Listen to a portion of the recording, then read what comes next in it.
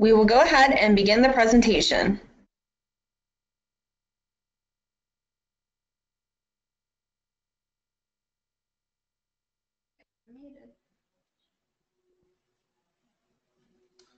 Hello, everyone. I'm Mike Pizzelli, the Gambling Services Coordinator here at Recovery Resources, and we will get going. I just want you guys to think about, while the webinar is going on, just kind of what information or lessons you want to leave with today. So if there's something I don't cover, we'll have some time for questions at the end. So just think about if there's any specific information related to gambling or gambling and the older adult population that you want to get out of today. So we have a first poll question just to get a sense of some of the experience of everyone on the webinar. So we're going to get the poll question fired up in a second, but just let us know if you've ever participated in any in-person gambling training or another gambling-related webinar.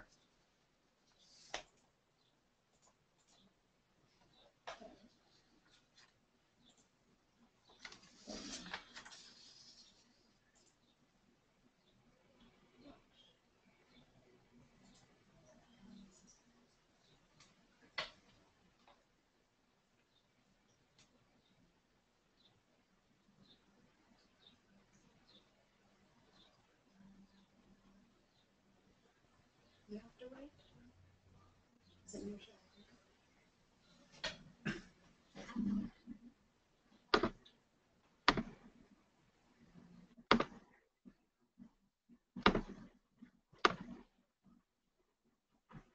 All right, it looks like the majority of folks have completed it, so we're going to go ahead and close the poll.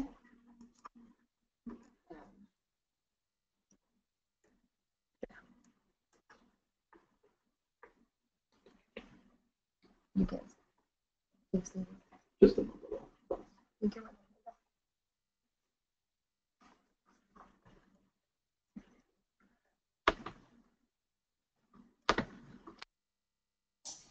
It's not. I'll just watch it. Okay. So it looks like a majority of folks here have attended another gym training.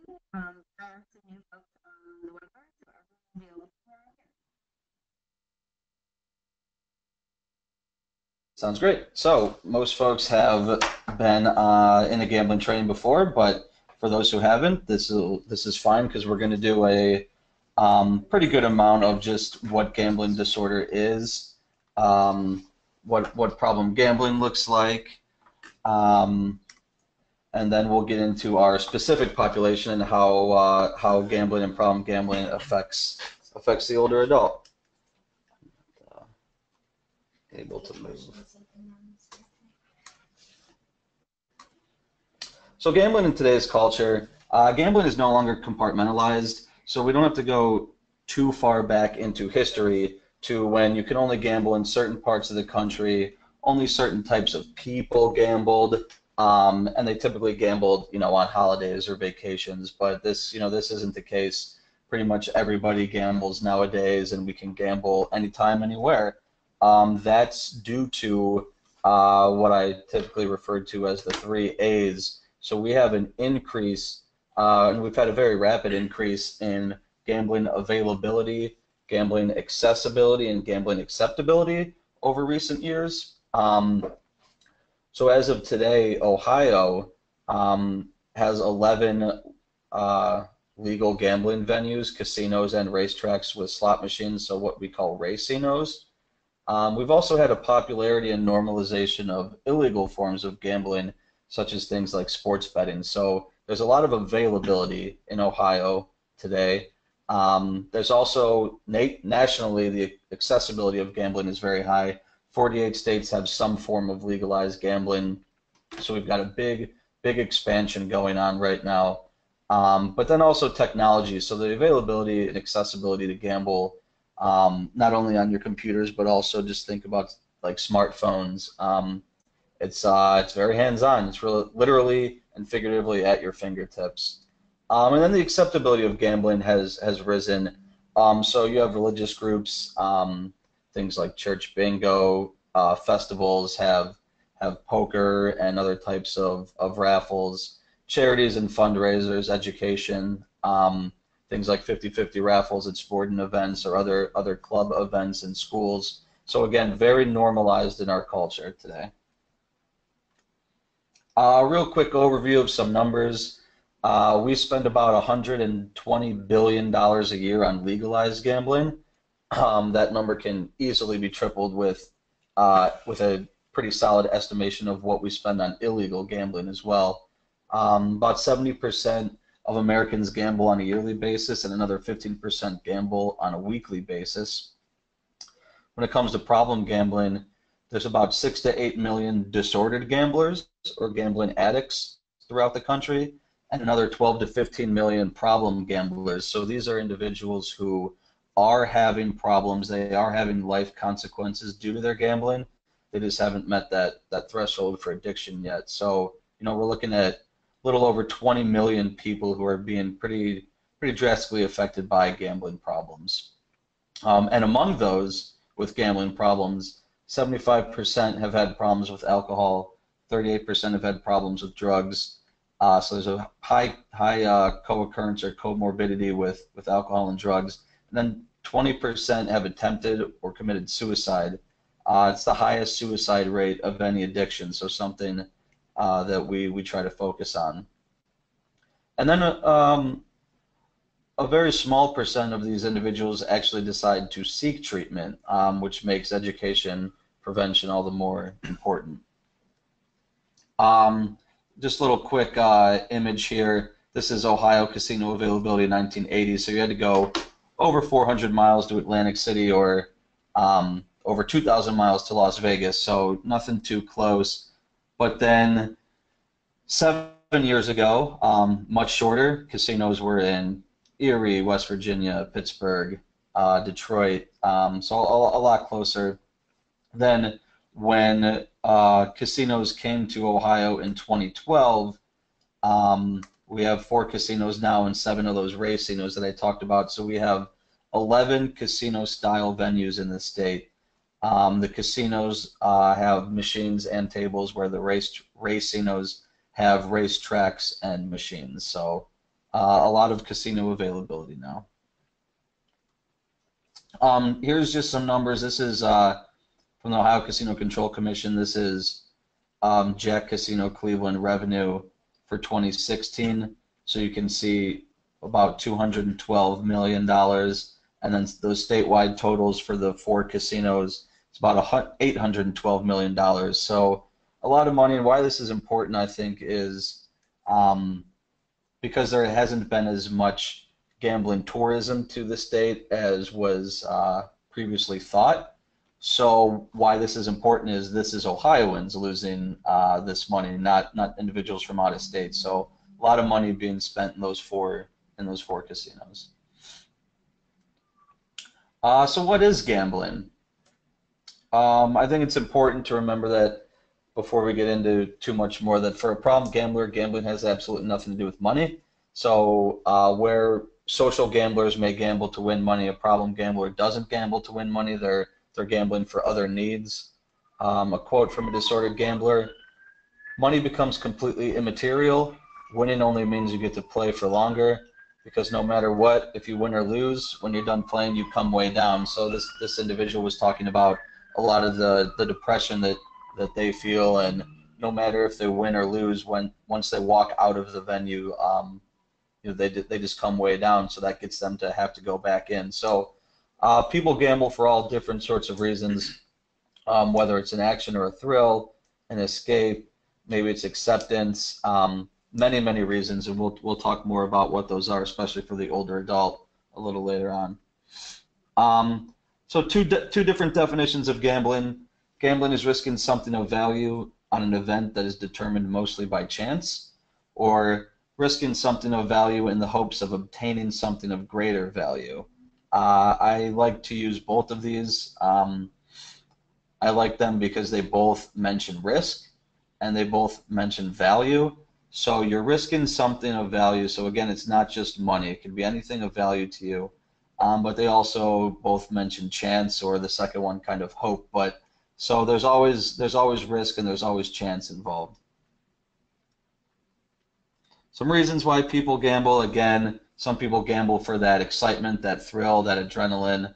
It's definitely a social norm nowadays that we've talked about.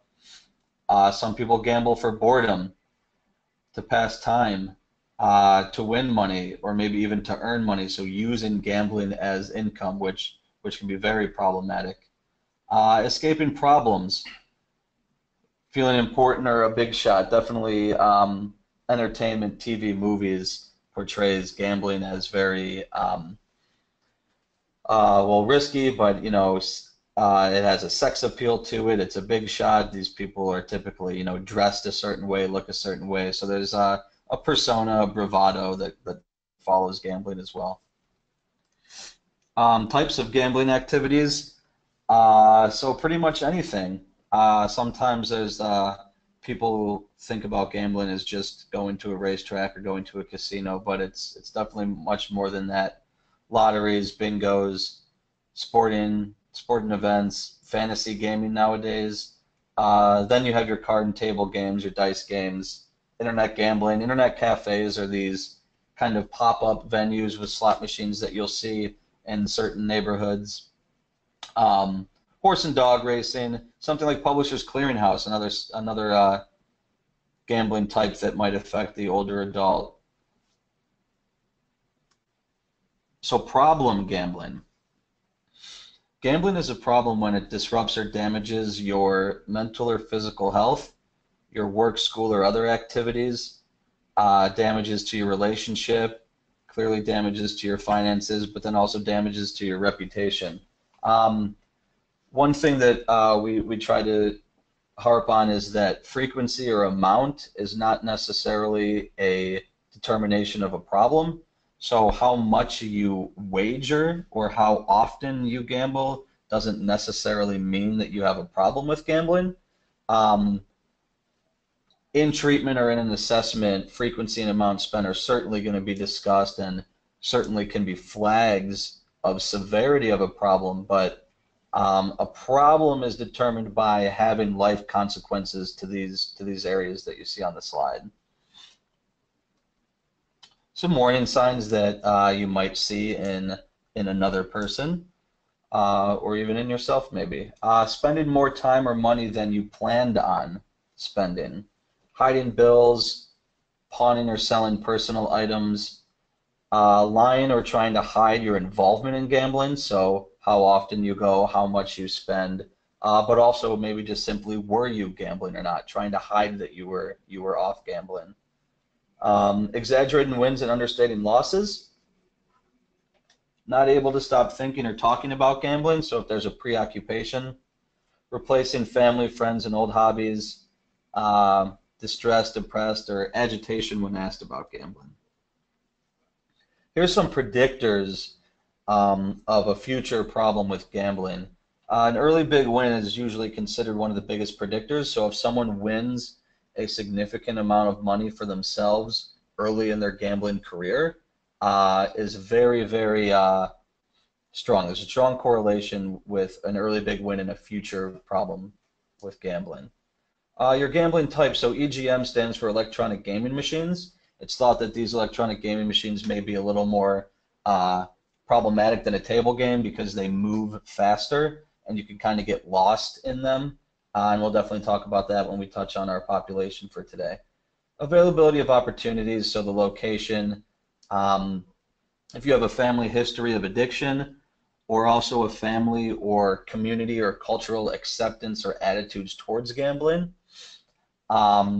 Alcohol and drug use, and then gambling fallacies. So having maybe some false beliefs or some superstitions or some distortions about gambling can definitely affect whether you're more at risk for a problem. And we're going to talk about those right now, actually. So we know why people gamble. The psychology of gambling and what we're going to get into next kind of focuses on why we continue to gamble, once we're having losses or once we're having problems due to our gambling. So the three main mechanisms in the psychology of gambling are social, cognitive, and biological, and these are definitely a training in and of themselves. So we're just going to touch on them briefly. But if you wanted more information about these, you can always reach out. So the social mechanisms are these kind of some industry strategies. They're different things that kind of get us in the door, if you will. Comps and players clubs are obviously going to be a big one. So the more you spend, the more you're going to get. Having alcohol and free food buffets is a big thing. Obviously, there's going to be a lot of bars and ATMs in a casino, but just things like the lights and sounds. That bottom right picture, I tried to make it as big as I could with taking up the entire slide, but I used this because there's just some different strategies that the industry uses. One is the color red. Casinos really focus on the color red because red is activating to our brain. So you can see in that picture that the stools are red, the carpets are red, the kind of walls around the bar in the middle are red, the lights are red. So you're going to see a lot of red in a casino. Other things like you hear people say there's no clocks, there's no windows, so you can't really tell how long you're in the room. Little things like that. The cognitive mechanisms, again, are these distortions or these fallacies that are little tricks that our brain plays on us. Things like the distortion of currency. So we don't gamble in a casino with money. We have to turn our money into chips or credits for a machine. So we kind of lose the symbolism there of cash, if you will. When we're playing with a chip or a credit, it kind of seems less valuable to us, and we're going to be a little more liberal with how risky we are. The illusion of control, sometimes we think we have control over events that are uncontrollable, so like a roll of the die.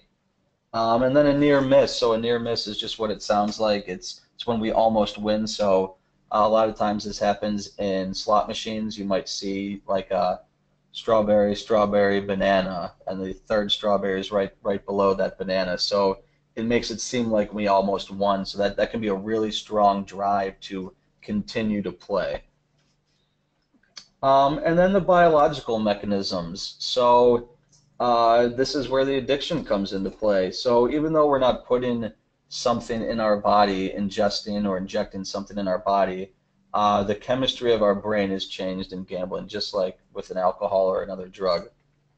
So there's a big dopamine dump into the same parts of the brain. So the pleasure center and the reward circuit of our brain is affected with gambling, just like it is with alcohol or other drugs. And we know that with gambling, anywhere from 5 to 10 times more dopamine can be dumped into our brain when we're using gambling, as if we're getting a internal reward, like laughing with our friends or eating our favorite food. So it can be very, very powerful. And kind of one of those intertwining things when it comes to the cognitive and biological mechanisms is that with one of the near misses that I talked about earlier, our brain registers a near miss the same way it does as a win. So even though we're losing, we get that same amount of excitement, we get that same dopamine dump, and it feels just as good internally. So it's a very powerful stimulant. It's a very powerful effect that gambling can play on us. Some triggers. Certain people, certain places where we've gambled before, money, obviously, different thoughts. I'm due to win. I'm lucky today. I won last time I bought a lottery ticket at this particular gas station. Maybe if I'm having monetary troubles, if I just play and just win one more time, I can get it all back. But then other moods, anger, depression, loneliness, grief, can be triggers as well. And a lot of the times these triggers can kind of be cyclical. So, I'm passing a corner store where I've won before, so I've won there, so I'm lucky. Maybe, and then if I'm feeling lucky today, or this store is lucky, then I can have enough to pay that bill that I don't have enough to pay right now. So they really all can play together. Some other triggers for everyone, but but more specifically to our target population today, chronic pain, depression, anxiety, PTSD. We see a lot of gambling and PTSD with veterans. But the chronic pain, you'll hear that gambling can be a medication in and of itself. So if I'm gambling, I'm not feeling my chronic pain, whether it's arthritis in my hands or chronic back pain. So I don't need that medication. I can sit here and gamble, and all that goes away. But then a recent addition of medication. So restless leg syndrome and Parkinson's both have a correlation with gambling problems, but it's not a gambling addiction. These individuals are typically on a dopamine agonist medication to control the tremors that they have. However, a high dosage of a dopamine medication is going to potentially create some compulsive behavior. So compulsive shopping, compulsive eating, hypersexuality, all those things come out when someone, well, all those things can potentially come out when someone's on a high dopamine agonist medication for these conditions. And unfortunately, one of the main compulsions that comes out is compulsive gambling. So you have a big almost what would you call it? I don't know, kind of just a perfect storm, if you will. Thank you. A perfect storm when you have an older adult who might be susceptible to gambling. They may have one of these conditions. They go to casinos. So it's not an addiction in this sense. It's a side effect of the medications they're on. So we try to do a lot of education with doctors and nurses specifically who deal with these individuals to let them know that this is something that they should watch out for, and especially giving this education to their caregivers, because it's about 1 in 8 individuals with Parkinson's can develop a problem with gambling. So the impact and scope of problem gambling. Here in Ohio, we have about 170,000 problem gamblers, and each one has an average debt of $13,000 a year. So if we added that up, that's over $2.2 billion a year in Ohio alone of related gambling debt. Another study shows that for every $46 of economic benefit, there are $289 of social cost when it comes to legalized gambling. So you certainly do have some benefits, right? There's taxes, there's job creation, but for those benefits, there's a lot of social costs that come about as well. And what some of those social costs are: divorce, bankruptcy, loss of productivity, crime, suicide, intimate partner violence, drunk driving, alcohol, tobacco, and other drug abuse. And then all of these, well, most of these things are going to be directly related to increase in healthcare costs as well. And it's estimated that each problem gambler will directly impact the lives of at least 10 other people. These 10 people are traditionally close family members, friends, and employers. Some other related health concerns that follow problem gamblers: hypertension, obesity, depression, severe injuries, domestic violence, mood and anxiety disorders, alcohol use, and nicotine dependence.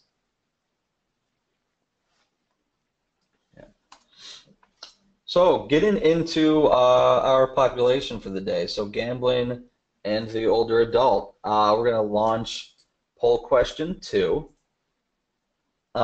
So do you or your agency, organization work closely or maybe work specifically with older adults? We'll flip our computer around when we're done.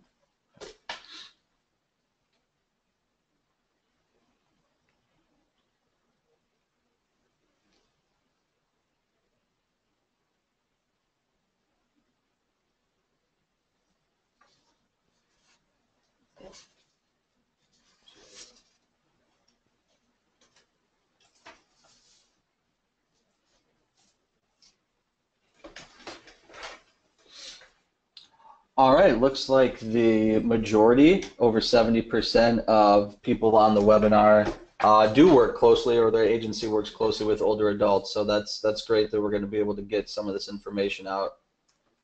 Because we here at Recovery Resources, we do focus on adult treatment and prevention. And we've been going into senior centers and other agencies that work closely with older adults to help get some of this information to their clients or to their consumers.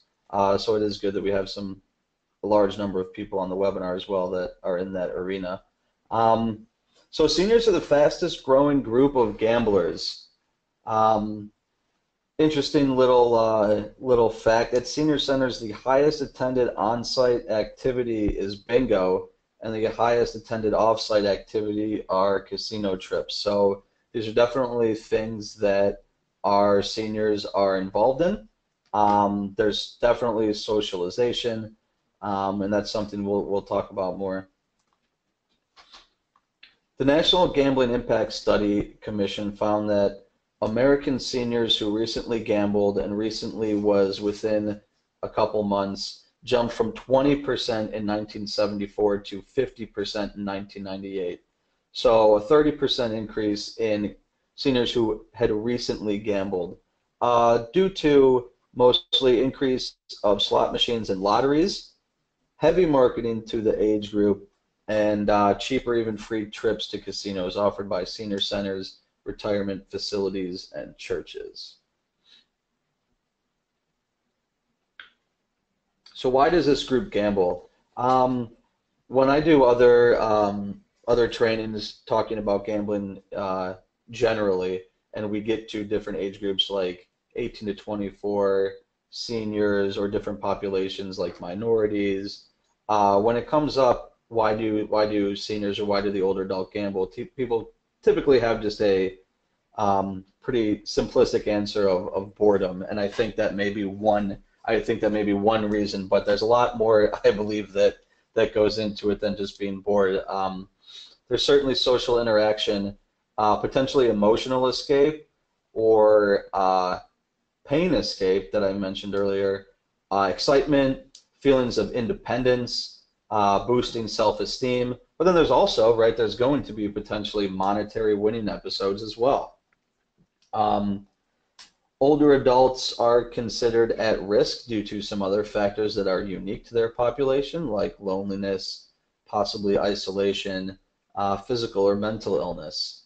I think another big one when we look back at the independence or self-esteem factor is gambling could possibly be a substitute for employment. Not that that's necessarily a safe or healthy route to take, but I think a substitute for employment, or earning finances as opposed to winning finances. But there's a sense of earning, there's a sense of productivity there that I think a lot of people might cling to.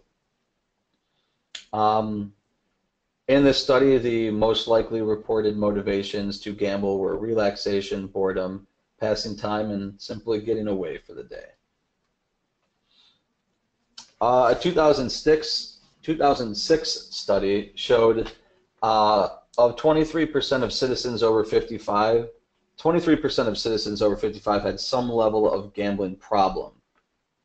And of that 23%, 17% were at risk for developing problem gambling, 4% were already having problems with gambling, and 2% were currently pathological gamblers. So that's the old language, but 2% were, what now we would call a disordered gambler. More importantly, the pathological gamblers spent 6 times more money than social gamblers on lottery, and 3.5 times more money in casinos than the social gamblers. Why this is so important is that this population, well, at least one reason why this is so important is that this population has a limited time to make up these losses or recoup these finances, with the majority of them probably being out of working age. In this study, slot machines were the most frequently listed type of gambling. And the three most cited reasons for not gambling were no interest, possibility of loss, and ethical and moral concerns. So one thing that we certainly should hit on is that the older adult, like any other age group, does gamble responsibly and does continue and are able to continue to take care of their finances, their health, and their social obligations. But for the percentage of this population that does develop problems with gambling, I think the consequences that can come out of those problems may be more drastic or maybe more dire than the younger populations, again, because of potentially cognitive issues, and then again, like I noted, the limited time to recoup lost finances. So problem gambling in the older adult. Gambling can become the only source of escape from life's difficulties. So again, not that someone shouldn't be gambling or go on an occasional casino trip, but if this becomes routine, it can become really the only option they consider as being their escape for the day. Gambling can come to occupy increasing amounts of time, attention, and finances. So whereas other activities may have been doing different things with friends, visiting family, gambling can make its way into the day-to-day routine again. And then again, the finances, not having as much time to recoup. But then chasing ensues. So chasing is going after that lost money, going back with the same amount or more amount to win the money back. That creates a large snowball effect that can be really, really problematic. Embarrassment due to shame, guilt, lies. A lot of shame and guilt accompanies problem gambling. And, you know, shame is I am bad, guilt is I've done bad. Oftentimes when talking to an older adult, there's that kind of sense of I should have known better, or even, you know, I'm typically an upstanding person. You know, I do what's right. I volunteer. I go to church. You know, how could I have done this, essentially? And then lying to have to cover up what has been done. So there's a lot of embarrassment that comes along with that. Becoming anxious, depressed, a decline in health. I mentioned that, you know, sitting in front of a slot machine, for example, can be medicating. Not feeling, you know, chronic pain, or not dealing with maybe mental or emotional loss, that can be numbing. So individuals may get to the point where they're no longer using their money for medications. They're using it for gambling. So a decline in health can be closely related to lack of medication. A study in 2004 by the University of Pennsylvania showed that 11% of the approximately 800 seniors interviewed made large bets or bet far more than they could afford. So again, this is going to add to some chasing. You know, the lies are lying about where you were, lying about what you were doing, lying about involvement. So the loss of those finances can be really personally dramatic for the individual.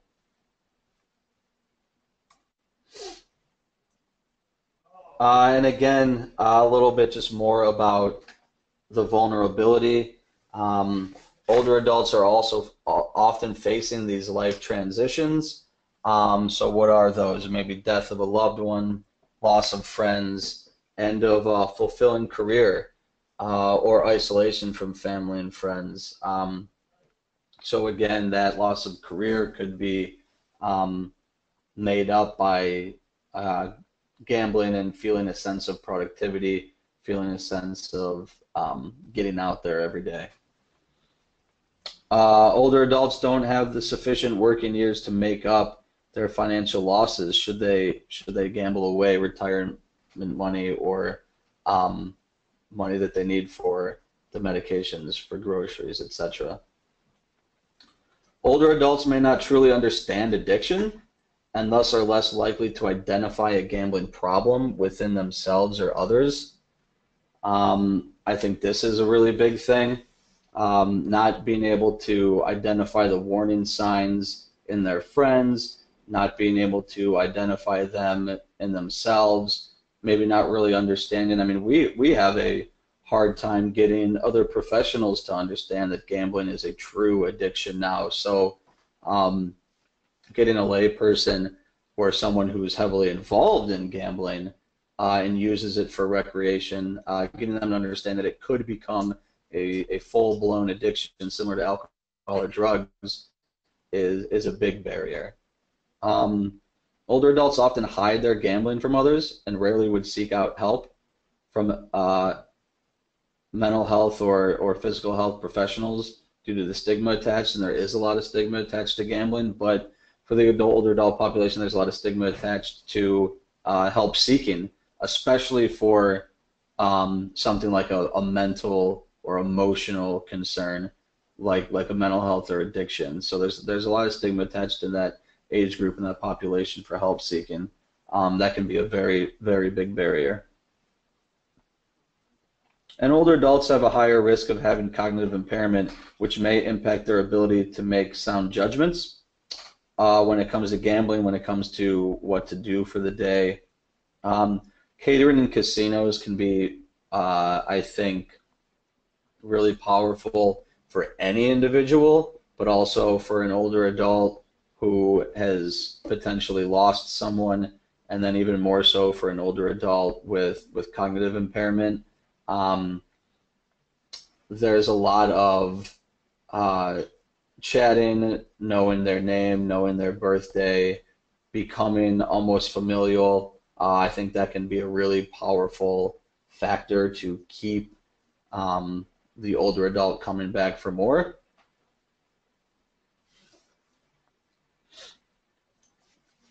Tips for supporting older adults that are at risk for problem gambling. We need to encourage help-seeking behaviors and the use of counseling. Definitely try to decrease the stigma attached with help-seeking. Provide information through public education to demonstrate how gambling becomes a problem and where one can seek help. So we try to do that, again, by getting out to senior centers, getting out to other agencies that work with the older adult to provide education, right? Again, it's not anti-gambling, it's not don't do this, but gambling is an addiction. It can become problematic for some. So how do we, how do we look out for a friend? How do we decrease stigma attached with help seeking? What are the warning signs? What should we look for? Empower older adults in our society, making seniors feel an integral part of their communities. We do this with something we call our Catalyst Bystander program. So we've educated a number of older adults at the Benjamin Rose Institute on Aging, if anyone is familiar with that agency. They have senior companions, and we've educated them on how to recognize the warning signs of all addictions, not just gambling, but specifically how to recognize the warning signs of a gambling problem, mental health concerns, other issues, possibly exploitation, and what they can do to have the conversation with these peers of theirs, empowering them. We might be able to replace casino visits as a social activity, substituting other group activities and providing social networking. So again, something I've heard is that from a colleague that the bus trip to the casino is actually just as social, just as active as being in the casino themselves. So, that tells me that not every senior, but that tells me that a lot of seniors are going on casino trips for the socialization, for the activity, for getting out, not necessarily to specifically gamble, right? So where else can visits be taken to, whether it's baseball games, museums, things like that. I think it's the socialization, not the actual act of gambling, that gets a lot of people wanting to do these things. Um, Establish more support groups for older adults as an opportunity for them to share issues and problems in a safe environment. Let's not again forget those potential benefits. Some studies have shown, and you can look this up on the National Council for Problem Gambling. They have a page for older adults that show some studies that show that recreational gambling may increase socialization and cognitive ability for senior gamblers. Again, so we have socialization, we have some maybe improvement in cognitive functioning. It's an activity. This isn't all bad by any means. It's just knowing what the warning signs are and what the consequences can be. We know that a lot of colleges are actually using gambling in statistics, in probability classes, because it's something interesting. So gambling can be used to increase cognitive functioning and things like that. So that's definitely part of this as well. Gender roles, 'cause I think it's interesting. Males prefer more illegal, more private types of gambling, poker, sports betting, horse and dog racing, and they're typically excitement gamblers, whereas females prefer more raffles and lotteries, gaming devices, so those slot machines and electronic gaming machines, and casinos. More females are visiting casinos currently than males are. And now if we want to look at our specific older adult population, there's more females in that age group than there are males. So there may be more female gamblers. Casinos are also safe. They're clean. They do have some have child care. You may receive free drinks or free food. So there's a lot calling to someone there. And more female gamblers are escape gamblers. So the feminization of gambling, more women are gambling and developing problems than in the past. This is linked to the increase in electronic gaming machines. But also women begin gambling later in life, typically due to, again, escape gambling. So could be the loss of a spouse, loss of other loved ones. But more importantly, women have a more rapid progression into addiction than men, and especially for gambling. So whereas it may take a number of years for a male to develop a gambling disorder, a female may do it within 6 months. And then the marketing, right? These places aren't naive. They know who their clientele and their consumers are. So here you see a billboard for a casino, and shows a lovely group of 3 older adult ladies there that they call the Wrecking Crew, that are clearly having a fantastic time, right? So there's definitely some marketing to this population to get them there.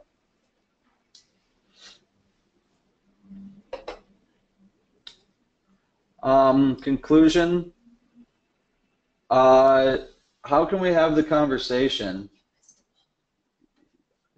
Yeah. Hold on one second. I don't know where it was. Did I fly by it? And we didn't have it on the slides.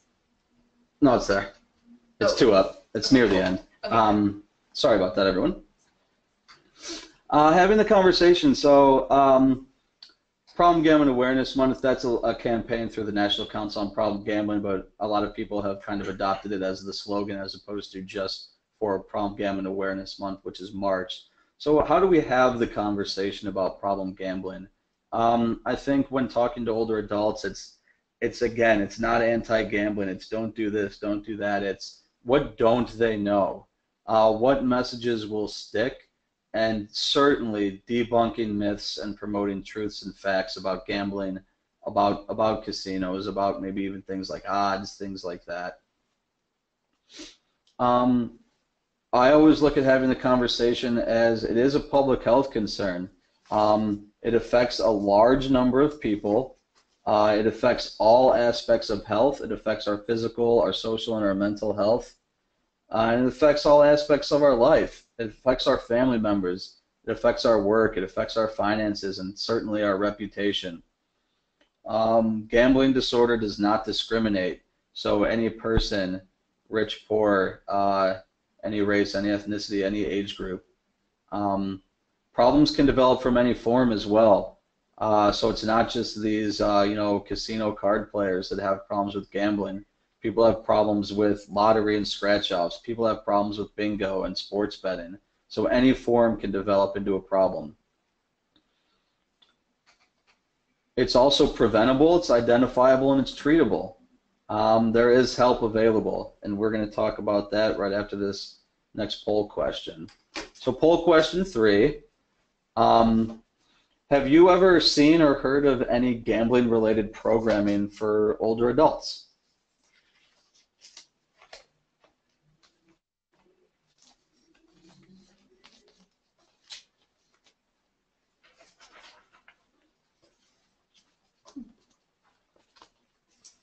No.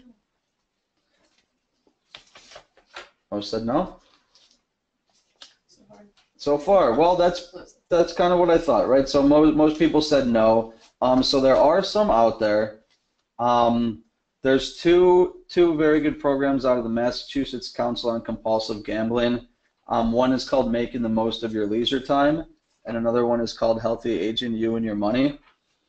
These are both good, I think, because they follow kind of our philosophy here at Recovery Resources, but also that of the National Council when it comes to having the conversation. So these programs aren't, they're not how this webinar started, right? It's not gambling education. This is what gambling is. This is what problem gambling looks like. What are the warning signs? Things like that. This is about having the conversation. So making the most of your leisure time. What activities are you involved in? What activities do you like to do? And invariably, of course, gambling is going to come up. So then, okay, so let's have a conversation about gambling. You know, how do you gamble? What do you do? How much money do you take? And that kind of works well into the second program, which is You and Your Money. So in this program, the seniors kind of make a mock budget of what they spend it on, and again, gambling will come up. So, okay, well, how much money are we spending on gambling? Would we like to spend less money on gambling?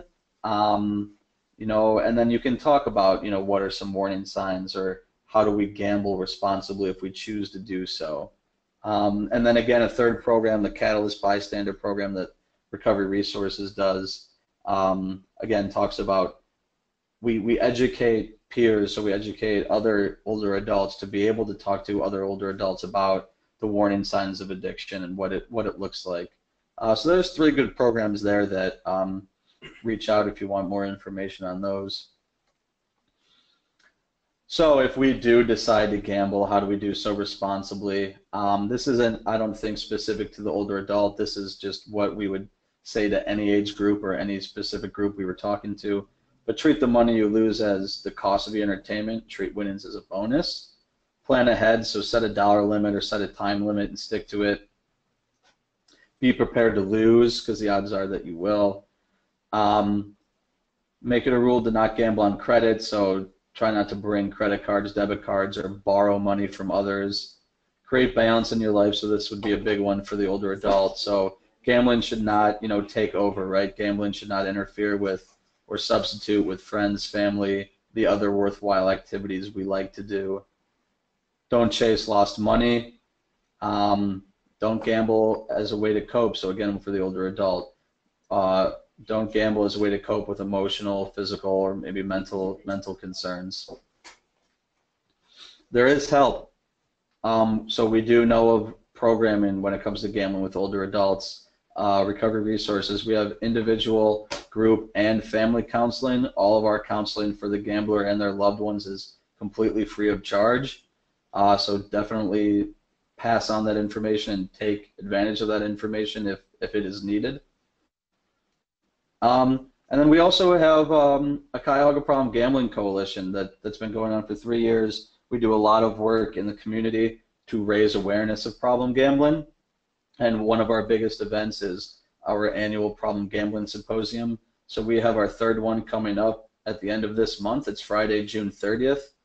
It's only $10, and you receive breakfast, lunch, and 5.5 continuing education credits. And there's going to be a lot of very good sessions from beginner to intermediate to kind of advanced sessions on prevention, on community, on treatment. So a very good day to take advantage to learn more about gambling.